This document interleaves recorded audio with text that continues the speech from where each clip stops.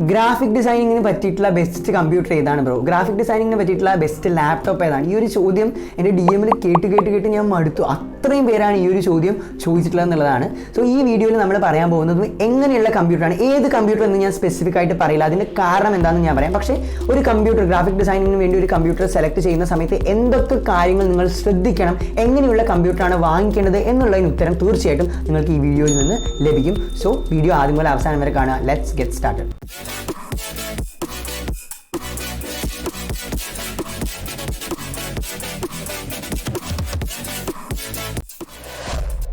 ഞാൻ നേരത്തെ പറഞ്ഞിരുന്നു, ഈ വീഡിയോയിൽ നിന്ന് നിങ്ങൾക്ക് ഒരിക്കലും ഒരു കമ്പ്യൂട്ടറിൻ്റെ പേര് കിട്ടില്ല, മറിച്ച് നിങ്ങളൊരു കമ്പ്യൂട്ടർ ഗ്രാഫിക് ഡിസൈനിങ് പർപ്പസിന് വേണ്ടി വാങ്ങിക്കുന്ന സമയത്ത് എന്തൊക്കെ കാര്യങ്ങൾ ശ്രദ്ധിക്കണം എന്നുള്ളതാണ്. അത് വെച്ച് നിങ്ങൾക്കൊരു കമ്പ്യൂട്ടർ വാങ്ങിക്കാനായിട്ട് പറ്റും. ഞാൻ എന്തുകൊണ്ടാണ് അങ്ങനെ ഒരു പേര് എടുത്ത് പറയാത്തതെന്ന് വെച്ച് കഴിഞ്ഞാൽ ഓരോരുത്തരുടെയും ബഡ്ജറ്റ് ഡിഫറൻ്റ് ആയിരിക്കും എന്നുള്ളതാണ്.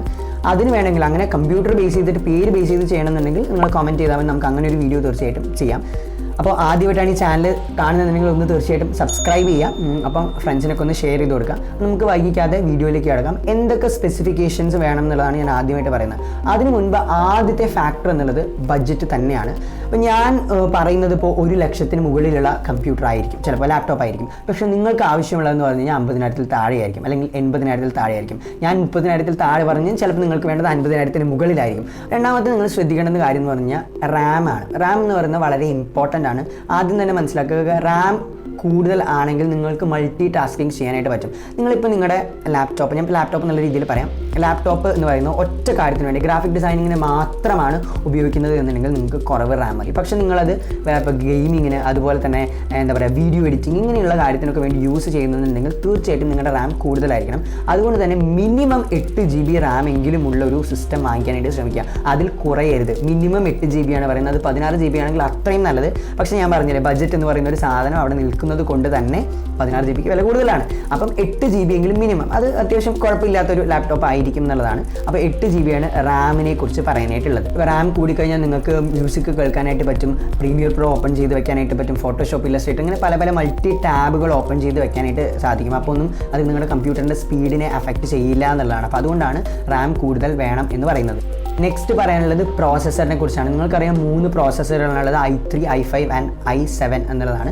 ഇതിൽ i7 എന്ന് പറഞ്ഞാൽ അത്രയും എഫിഷ്യൻ്റ് ആണ്, അത്രയും നല്ലതാണ്, പക്ഷെ അതിന് അത്രയും വിലയും കൂടുതലാണ്. അപ്പം ഒരു i5 ഒക്കെ ആണെങ്കിൽ ഓക്കെ ആയിരിക്കും. Graphic designing i3 graphic designing മാത്രമാണെങ്കിൽ i3 ആണെങ്കിൽ കുഴപ്പമില്ല. പക്ഷേ ഈ പറഞ്ഞ പോലെ മൾട്ടി ടാസ്കിങ്, വീഡിയോ എഡിറ്റിംഗ് ഒക്കെ ആണെങ്കിൽ തീർച്ചയായിട്ടും i5-ഓ i7-ഓ ചൂസ് ചെയ്യുക. ഇത് നിങ്ങളുടെ വീഡിയോ എഡിറ്റിങ്ങിൻ്റെ റെൻഡറിങ് സ്പീഡിനെ കൂട്ടും, നല്ല രീതിയിൽ സ്പീഡ് കൂട്ടും. അപ്പോൾ i7-ഓ ഇല്ലെങ്കിൽ i5-ഓ ചൂസ് ചെയ്യാൻ നിങ്ങൾ ശ്രമിക്കുക. പിന്നെ നിങ്ങളുടെ ബഡ്ജറ്റ് അത്രയും കുറവാണ്, ഗ്രാഫിക് ഡിസൈനിങ് മാത്രമേ ഉള്ളൂ എന്നുണ്ടെങ്കിൽ i3 ചൂസ് ചെയ്യുന്നത് കൊണ്ടും കുഴപ്പം ഒന്നുമില്ല. ഇതിൽ i7-ൻ്റെ സ്പീഡ് കൂടാനുള്ള കാര്യം എന്താണെന്ന് വെച്ച് കഴിഞ്ഞാൽ i3-ലും i5-ലും 2 കോഡുകളും ഒപ്പം i7-ൽ 4 കോഡ്സും ആണുള്ളത്. അതുകൊണ്ടാണ് അതിൻ്റെ സ്പീഡ് എന്ന് പറയുന്നത് കൂടുതലായിട്ട്, റെൻഡറിങ്ങിനൊക്കെ സ്പീഡ് കൂടുതലായിട്ട് കിട്ടുന്നത്. അപ്പം i7 ചൂസ് ചെയ്യാനായിട്ട് നോക്കുക, പറ്റില്ലെങ്കിൽ i5 എങ്കിലും എടുക്കാനായിട്ട് നോക്കുക. അടുത്തൊരു കാര്യം പലരും ചോദിക്കുന്ന ഗ്രാഫിക്സ് കാർഡിനെ കുറിച്ചാണ്. ഗ്രാഫിക്സ് കാർഡ് വേണമെന്ന് ഞാൻ നിർബന്ധമൊന്നും പിടിക്കില്ല, കാര്യം ഗ്രാഫിക്സ് കാർഡിൻ്റെ വില കുറച്ച് കൂടുതലാണ്, അത്യാവശ്യം നല്ല വിലയുണ്ട് ഗ്രാഫിക്സ് കാർഡിന്. അപ്പം ഗ്രാഫിക്സ് കാർഡ് വേണമെന്നൊന്നും ഞാൻ നിർബന്ധം പറയില്ല. പക്ഷേ എങ്കിലും ബെറ്ററായിട്ട് ഒരു ഗ്രാഫിക്സ് കാർഡിനെ കുറിച്ച് പറയുകയാണെങ്കിൽ NVIDIAയുടെ ഗ്രാഫിക്സ് കാർഡുകൾ വളരെ നല്ലതാണ്, ഒപ്പം AMDയുടെ ഗ്രാഫിക്സ് കാർഡും കുഴപ്പമില്ലാത്തതാണ്, നല്ലതാണ്. അപ്പം ഇങ്ങനെയുള്ള ഗ്രാഫിക്സ് കാർഡ് നിങ്ങൾക്ക് ചൂസ് ചെയ്യാം. പക്ഷേ അതിന് വില കുറച്ച് കൂടുതലാണ്. അപ്പോൾ നോക്കിയിട്ടൊക്കെ വേണമെന്നുണ്ടെങ്കിൽ മാത്രം നിങ്ങൾക്ക് വാങ്ങിക്കാവുന്നതാണ്. ഗ്രാഫിക്സ് കാർഡ് ഗ്രാഫിക് ഡിസൈനിങ് ചെയ്യാൻ നിർബന്ധം ഒന്നുമില്ല. അപ്പോൾ അത് വേണമെങ്കിൽ മാത്രം വാങ്ങിച്ചാൽ മതി എന്നുള്ളതാണ്. ഇനി അടുത്തൊരു ചോദ്യം, ലാപ്ടോപ്പ് വേണോ കമ്പ്യൂട്ടർ വേണം എന്നുള്ളതാണ്. ആസ് യൂഷ്വൽ എല്ലാവരും ചോദിക്കുന്നൊരു കാര്യമാണ്.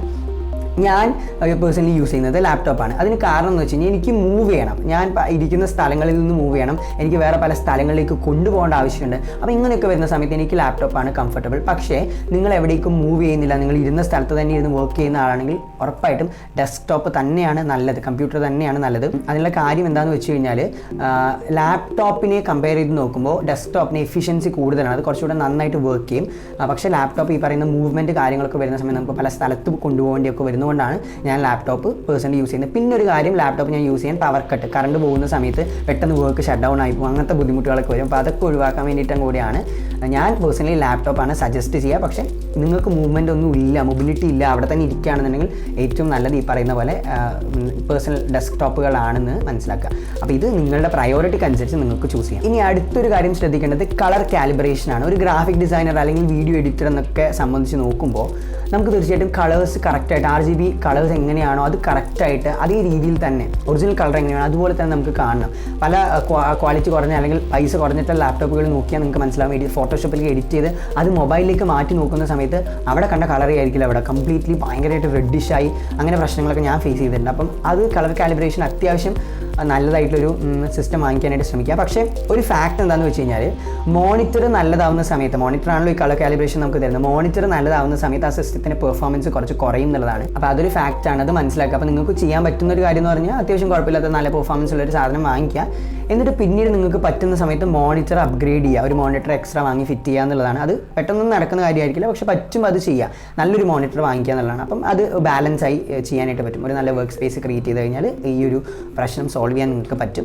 അപ്പോൾ ഇതാണ് കളർ കാലിബ്രേഷൻ്റെ കാര്യത്തിൽ പറയാനുള്ളത്. പിന്നെ പലരും ചോദിക്കുന്നു പെർഫോമൻസ് കുറവാണ്, ഇങ്ങനെ അപ്ഗ്രേഡ് ചെയ്യുമ്പോൾ എന്തൊക്കെ ശ്രദ്ധിക്കണം? ഈ പറയുന്ന ഗ്രാഫിക് ഡിസൈനിങ് വർക്കിന് പർപ്പസിന് വേണ്ടി അപ്ഗ്രേഡ് ചെയ്യുമ്പോൾ നിങ്ങൾ ശ്രദ്ധിക്കേണ്ടത് ഞാൻ നേരത്തെ പറഞ്ഞിട്ടുള്ള പോലെ റാമിൻ്റെ കാര്യം ശ്രദ്ധിക്കുക. റാം അപ്ഗ്രേഡ് ചെയ്യാൻ നിങ്ങൾക്ക് പറ്റുകയാണെങ്കിൽ അത് ചെയ്യുക. പിന്നെയെന്ന് പറഞ്ഞു കഴിഞ്ഞാൽ ഹാർഡ് ഡ്രൈവ് ആണ്. Hard drive SSD solid state drive എന്ന് പറയുന്ന സമയത്ത് ബാക്കിയുള്ള ഹാർഡ് ഡ്രൈവിനേക്കാൾ കമ്പാരിറ്റീവ്ലി അതിന് എഫിഷ്യൻസി കൂടുതലാണ്, കുറച്ചുകൂടെ നല്ലതാണ്. അപ്പം ഇങ്ങനെ ഒരു SSD കാർഡൊക്കെ വെച്ച് നിങ്ങൾക്ക് അപ്ഗ്രേഡ് ചെയ്യാൻ പറ്റുകയാണെങ്കിൽ അത് ചെയ്യാം. പക്ഷേ അതൊന്നും പെട്ടെന്ന് ചെയ്യണമെന്ന് ഞാൻ പറയില്ല.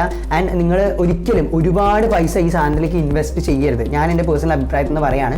നിങ്ങൾ ഇപ്പോൾ പലരുടെയും വീഡിയോസൊക്കെ കണ്ട് അതുപോലൊരു വർക്ക് സ്പേസ്, അതെല്ലാവരുടെയും, എൻ്റെ ഉൾപ്പെടെ എല്ലാവരുടെയും ഡ്രീമാണ് നല്ലൊരു വർക്ക് സ്പേസ് ക്രിയേറ്റ് ചെയ്യുക എന്നുള്ളത്. പക്ഷേ അതിനുവേണ്ടി നിങ്ങൾ ഒരുപാട് പൈസ ചിലവിട്ട് ഒരുപാട് പൈസ ഇൻവെസ്റ്റ് ചെയ്യുകയാണെന്നുണ്ടെങ്കിൽ അത് ഉറപ്പായിട്ടും മണ്ടത്തരമാണ്. കാര്യം എന്താണെന്ന് വെച്ച് കഴിഞ്ഞാൽ നിങ്ങൾക്ക് അത്രയും ഇൻകം നിങ്ങളുടെ ഈ പറയുന്ന ജോലിയിൽ നിന്ന് ജനറേറ്റ് ചെയ്യപ്പെടുന്നുണ്ടെങ്കിൽ അതിൻ്റെ ഒരു എമൗണ്ട് നിങ്ങൾ ഇൻവെസ്റ്റ് ചെയ്ത് ഈ പറയുന്ന കാര്യം അപ്ഗ്രേഡ് ചെയ്യുന്നത് ഏറ്റവും നല്ലൊരു കാര്യമാണ്.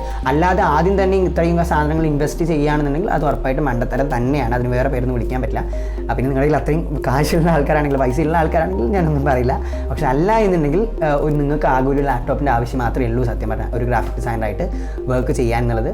അപ്പം ഇതൊക്കെയാണ് എങ്ങനെ ഒരു കമ്പ്യൂട്ടർ വേണോ ലാപ്ടോപ്പ് വേണോ എങ്ങനെയാണത് ചൂസ് ചെയ്യാന്നുള്ളതിൻ്റെ സ്പെസിഫിക്കേഷനും കാര്യങ്ങളൊക്കെ ഇതാണ്. അപ്പോൾ ഇത് വെച്ച് നിങ്ങൾക്ക് നല്ലൊരു ഈ പറഞ്ഞ കാര്യങ്ങളൊക്കെ ഒന്ന് വെച്ച് നോക്കിക്കഴിഞ്ഞിട്ട് ഏതാണോ നല്ല സാധനം എന്നുള്ളത് നിങ്ങൾക്ക് ചൂസ് ചെയ്യാനായിട്ട് പറ്റും.